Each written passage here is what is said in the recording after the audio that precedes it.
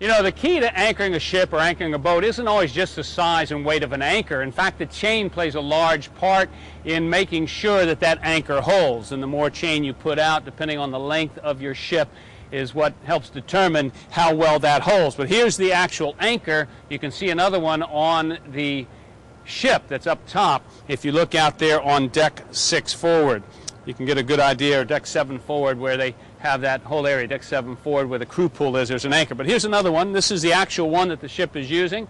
And in fact, I think later today they're going to be putting it back into place. So you'll see that they'll pull the chain up and then it'll go right into that housing.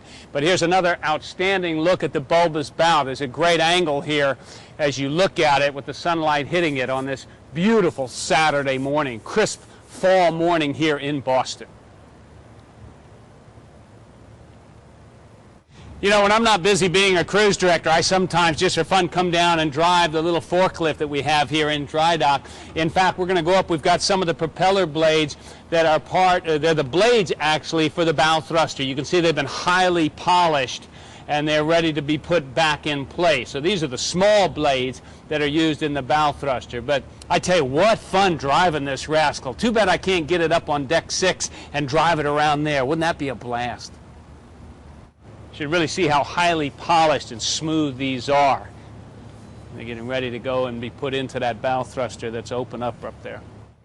I hope you're not claustrophobic, because I am literally under the very bottom of the ship. This is such a cool, unique look at it. I'm looking straight through to the other side of the dry dock. Here we are. We're knocking on the hull. This is the bottom of the ship. There's some markings here that I'm not sure exactly what they're for, but certainly the chief engineer and the captain, and they all know what those markings are all about. But we're going to take a walk back now and see the stabilizer, and then we're going to see the propellers. But just take a look at this. How cool is this? I told you no detail was too small in dry dock. Take a look right now as he paints in the white numbers there. It's kind of like painting in the numbers. The outside are raised, and then he's painting them white so they're easy to read. Carry on. You're doing a great job. Now let's take a look. People often ask, are the stabilizers out? Yes, they are. This is what the stabilizer looks like. There's one on either side. They literally are shaped somewhat like an airplane's wing, and they help work that way. They actually work independently of each other, and they help take out some of that side-to-side motion there. And it's really quite interesting. They fold back up into the side of the ship. So this is what the stabilizer actually looks like. If you've never seen it, sometimes, by the way, when the water is very clear, say we're in the Caribbean or we're in some waters that are very clear and the stabilizers are out, if you go out on deck 7 and look over the side midships to where the stabilizers are, you can sometimes see them just beneath the waterline, and you'll see them actually working. So that's what the stabilizer looks like. I'm going to go stand next to it to give you a better perspective.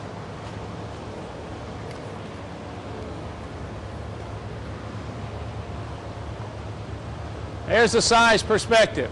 It's filthy. I'm going to have to talk to the captain about this. It's absolutely filthy.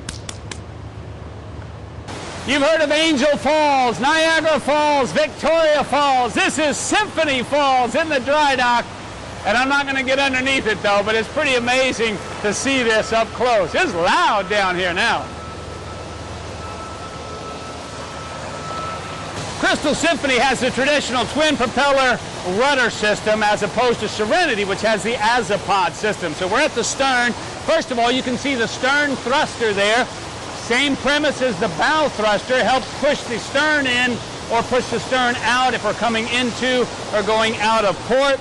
Then you can see the shaft for the propeller, and then you can actually see where the rudder is. Now, Sanjeev, our head of security, is standing down there by the propellers, so it gives you an idea of the size of the blades. We also have some of those blades up on the front of the ship on deck 7 forward, so you'll see where that is. Well, let's go take a closer look at this. You know, I would not want to get in the way of one of these propellers when they're moving, especially when it's driving the ship at 20+ knots. But again, take a look at the blade. It's all been highly polished, and it's all screwed in. These are all individual, so if you damage one of the blades, you don't lose the whole propeller. You just have to replace one of these blades. And that's why I say we do carry a couple of spares, because each ship, the blades are unique to that particular ship, and so you carry some on the ship with you, so if there is damage you can go into dry dock and get it changed. If you didn't do that, you would have to wait quite a long while for them to then make one and ship one to you. That's why we carry it. So there you go. This is by the propeller, and then as we swing across again, once again another slightly different look at the stern thruster. So here we are. You can see the propeller. Turns the water, pushes it. Here you have the rudder. We have it a duplicate on the other side as well. Helps us get our speed, helps us get our turning radius. And you can just see how the whole back of the ship, the stern of the ship under the water, looks.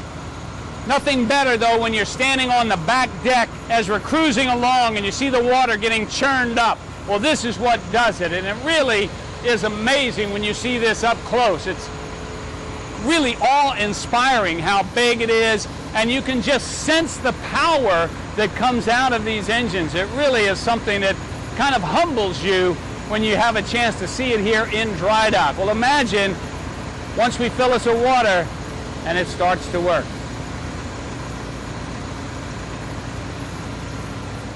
Going up, I got my friend Fred here. He's going to give us a little bit more of a bird's eye view of the rudder here. So let's see what we've got.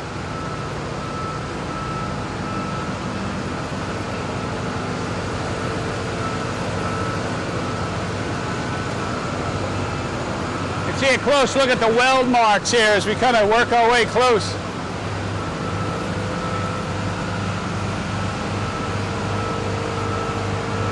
Hey, I wonder if the captain would mind if I wrote on the hull, Scott was here, because I see some markings up there. We should try it.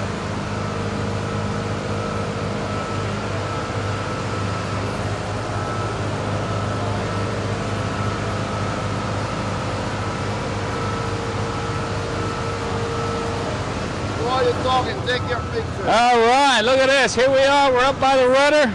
That's a good... It's a good solid piece here. It's what it all makes it all happen. Kind of a neat close-up look. Again, it gives you perspective of size, because you see me, I'm a little over 6 foot. This thing's big. It's all big as we kind of look. I'm going to have to talk to the captain. There's a couple places they missed with the white paint, though. It's a little bit yellow down here. So we'll see if we can get in here and touch it up. I wish I had a brush. I'd do it myself. Cool. Great stuff. That's super. Thank you, Fred. Well, I hope you've enjoyed that unique look at Crystal Symphony from the dry dock. We're taking a different set of stairs, kind of a tunnel, all the way up to that blue sky in the top, and then we'll see if we can show you some other things around the ship. Well, we made it to the top. Now we're going to actually try and take you just a little bit higher, but there it is. One last look at Crystal Symphony in dry dock in Boston.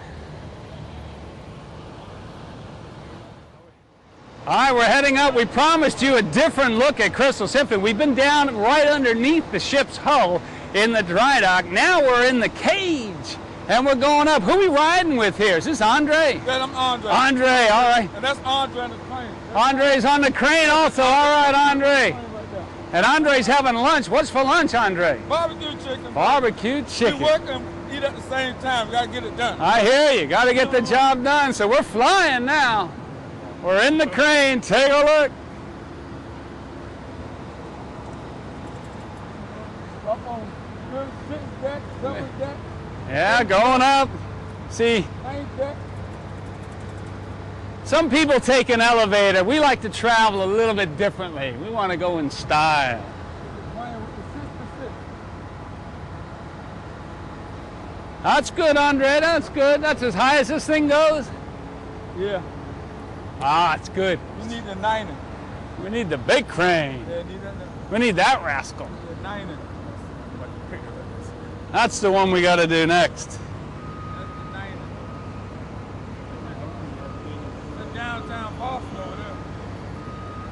Right there. Yep. Great city, Boston.